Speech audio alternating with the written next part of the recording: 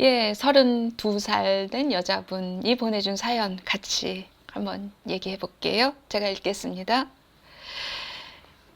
요즘은 혼자 있어도 불안하고 우울합니다. 마치 어린 시절 부모님이 싸울 때 옆에 있는 것처럼, 학창 시절 은근히 따돌림을 당할 때처럼. 근데 지금은 아무 일이 없는데도 불안이 지속됩니다. 저의 이런 우울증이 제 감정 표현 방식과 아무래도 관계가 있는 것 같아요.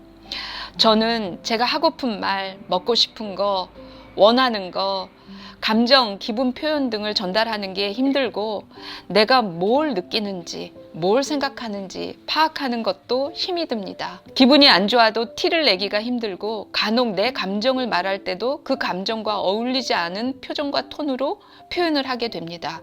가끔은 저 자신도 하고 싶은 일이 있는데 시도를 못하고 시도를 하더라도 끝까지 마무리를 짓지 못합니다. 요즘은 시작도 어려운 것 같습니다. 내가 좋아하는 일이 아닌 일들을 더 열심히 더 오래 해오다 보니 지금까지도 인생의 많은 시간을 제가 좋아하지 않는 일을 하며 삽니다. 나는 내 마음을, 감정을 표현하는 게 왜 이렇게 어려울까요? 여기 계시질 않으니까 일일이 물어보고 그 맥락을 알 수는 없지만 사실은 환영받지 못하면 그 기능은 억압이 되거나 마비가 되지요. 내 감정 표현, 내 기분 이런 것들을 나는 왜 이렇게 표현을 못할까요? 이랬는데 환영받지 못했다면 이거는 당연히 억압되고 마비가 돼요. 예를 들어서요. 아이가 기저귀를 채워놨어요. 근데 이렇게 젖으면 막 찡얼거리고 막 울잖아요.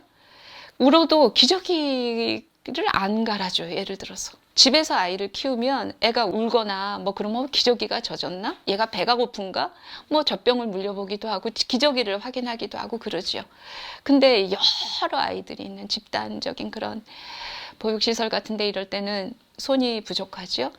처음에는 아이들이 다 울어요. 젖으면 울어요. 배가 고프면 울어요. 근데 울어도 젖병이 오지 않거나 기저귀가 젖어서 우는데 기저귀가 갈리지 않아요. 이런 경험이 계속되면 어떻게 되냐면 기저귀가 젖어도 울지 않게 돼요. 당연히. 울지 않게 돼요.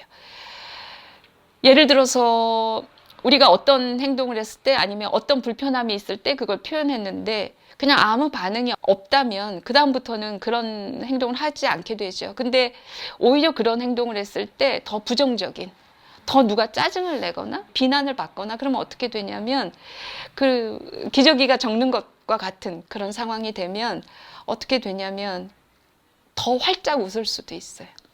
더 활짝 웃을 수도 있어요. 왜냐하면 내가 결국은 환영받지 못하는 것은 안 하게 되니까 그걸 해서 더 나한테 불이익이 온다고 생각하면 그런 것들을 적극적으로 차단하게 되겠죠. 더 활짝 웃는 경우 있어요. 그래서 나는 이렇게 보다가 너무 활짝 웃는 사람 보면 이렇게 더 자세히 보게 돼요. 더 깊이 그 다음부터 보게 돼요.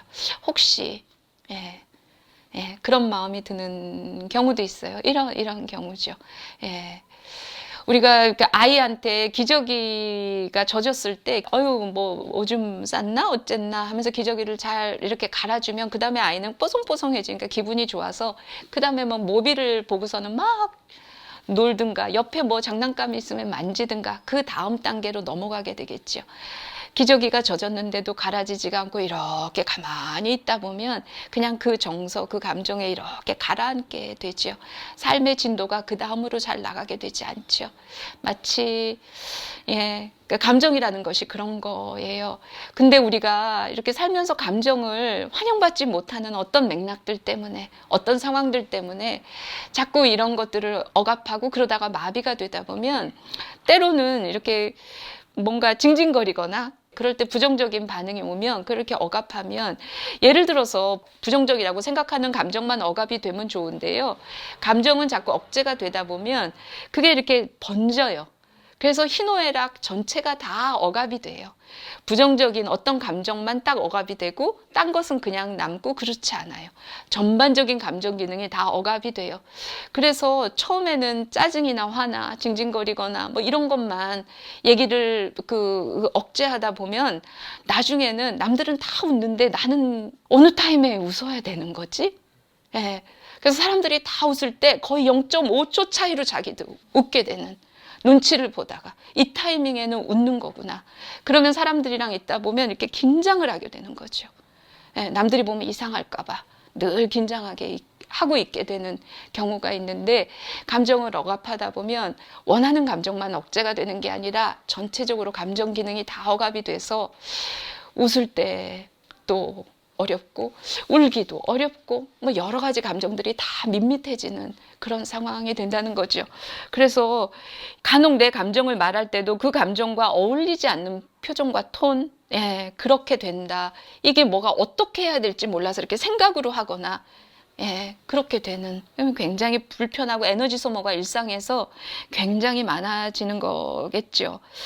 그런 얘기를 하셨는데, 제가 조금 이분한테 추가 설명을 드릴 게 있어요. 이분이 32살인데요. 4년 전까지 프랑스에서 10년 살았대요.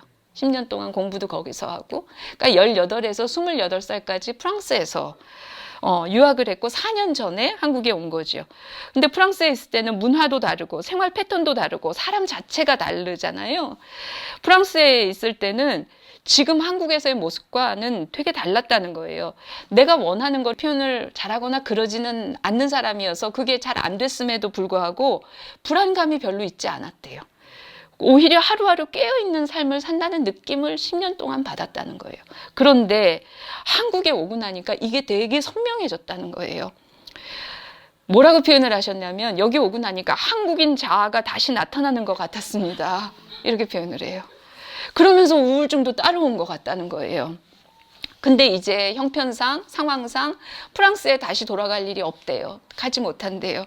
그러다 보니까 지금 이 상태를 고치지 않고선 내가 살 수가 없겠다. 이런 판단이 든 거죠. 예. 되게 재미난 현상이에요. 근데 재미난 현상인데, 이거 이렇게 생각해 보면 이런 거 있는 거예요.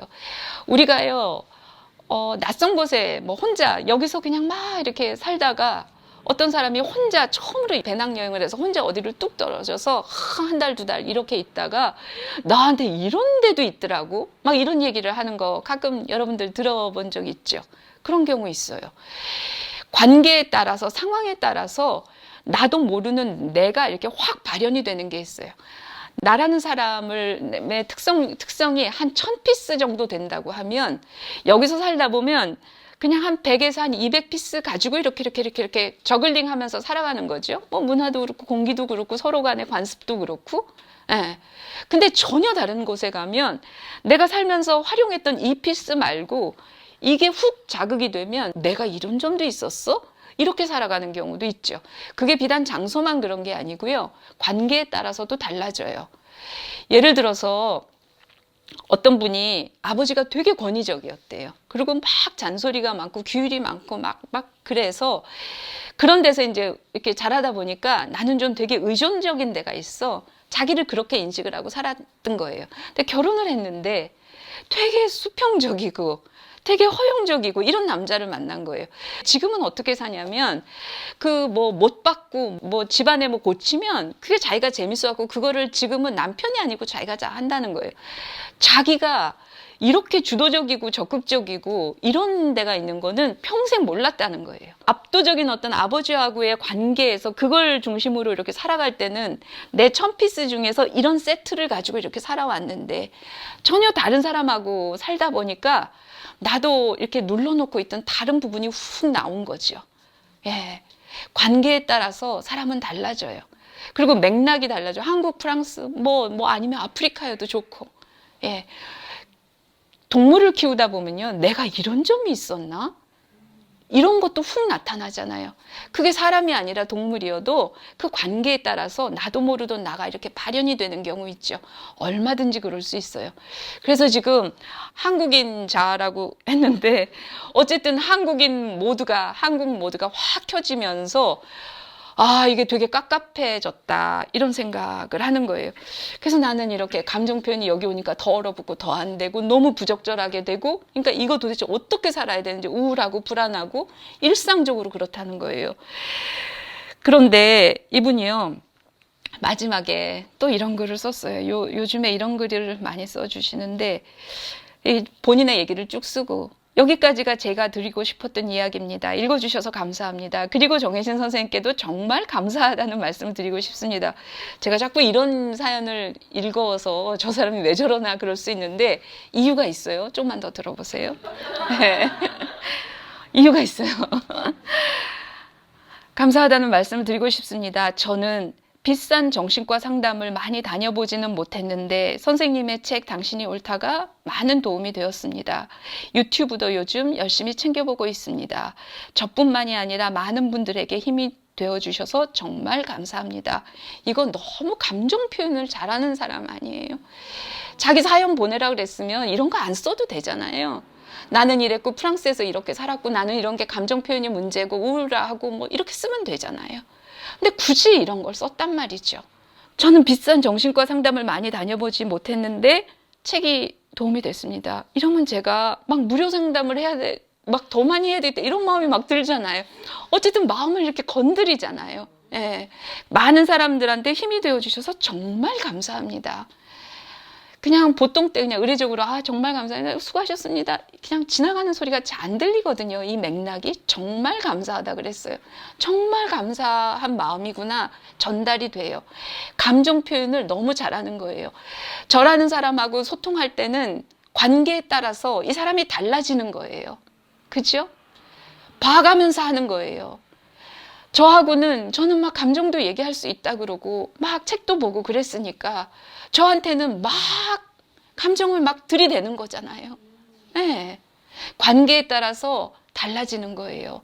그래서 지금 프랑스에 다시 갈 수는 없고 한국에서 살아야 하지만 제가 약간 한국에 있는 프랑스 모드인지는 모르겠으나 어쨌든 여기서 프랑스식 모드의 관계든 사람이든 뭐 그런 동아리든 어떤 친구 그룹이든 어떤 장소든 만날 수 있는 거예요. 저 프랑스 사람 아니잖아요. 관계에 따라 달라지는 거예요. 나는 왜 이렇게 감정 표현이 안 되나 하지만 그렇지 않다. 예, 프랑스에 가야만 그런 게 아니다. 프랑스 못 가면 불가능한 거 아니다. 사람 관계에 따라서 이렇게 감정 표현을 지금 하고 있다. 예, 그걸 본인이 알아야 된다. 그런 관계나 상황을 찾아라. 예, 그래서 한국 안에서 프랑스식으로 살아라. 예, 네. 뭐 설해마을 가라는 뜻은 아니에요. 그런 뜻 아니고 어쨌든 예, 되게 재미난 표현이었어요. 프랑스와 한국을 비교하면서 했던 경험에서 나온 이 얘기가 들으면서 여러분들은 어떤 생각하셨는지 궁금하네요. 네. 프랑스자에서 얘기했는데 되게 공감이 되는 게 저도 영어를 쓰면 되게 다른 사람처럼 자유로워지는 게 있거든요.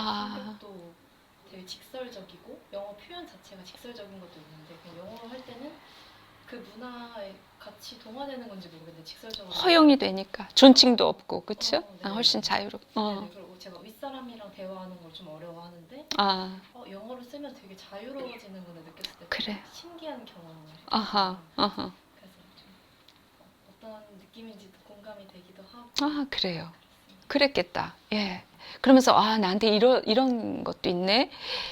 이렇게 되니까 이런 모습도 나타나네. 그렇지 않았을 때 이렇게 내가 이렇게 눌리네. 이런 갭을 인식할 수 있는 건 되게 중요한 것 같아요. 자기를 이해하고 알아가는데. 네, 좋아요. 네.